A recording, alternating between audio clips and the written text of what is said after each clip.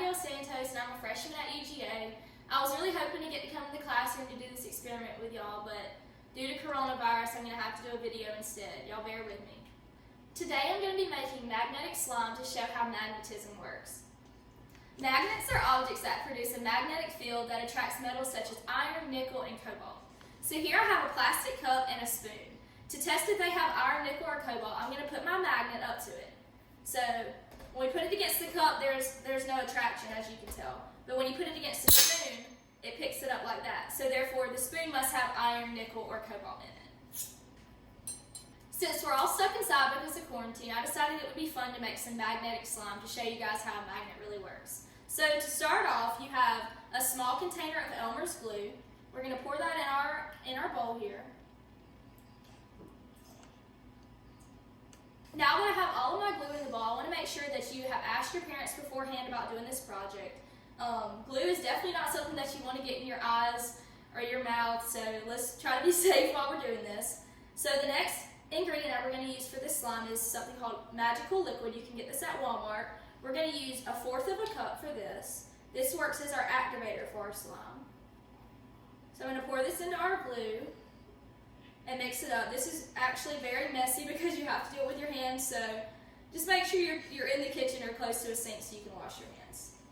Okay, so as I mentioned before, only iron, cobalt, and nickel attract to a magnet. So in order to make our slime magnetic, we're going to add some iron oxide, which you can order off of Amazon online.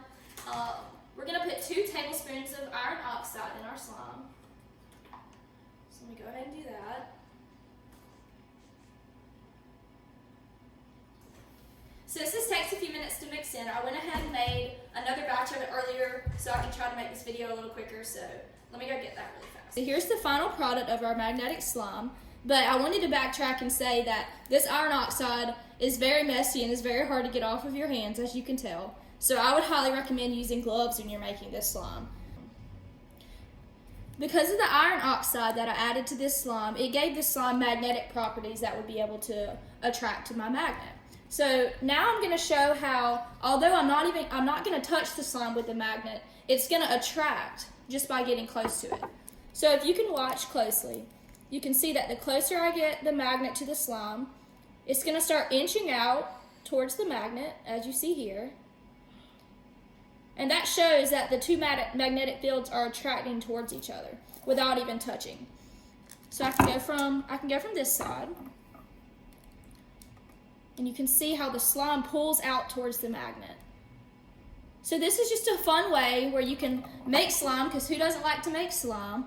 And you can also practice different science experiments by showing that this slime, because it's got iron added to it, has magnetic properties and proves how a magnet works. Okay, so after this lesson, I hope that you learned 2 things. 1, how to make slime, and 2, how magnets work. So always remember that a magnet attracts to iron, nickel, and cobalt. And in this specific slime that we made today, we put iron in it so that the magnets would attract to it.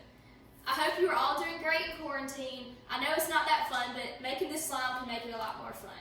Comment down below what you've been doing during quarantine. I'd love to hear how your time has been. Bye!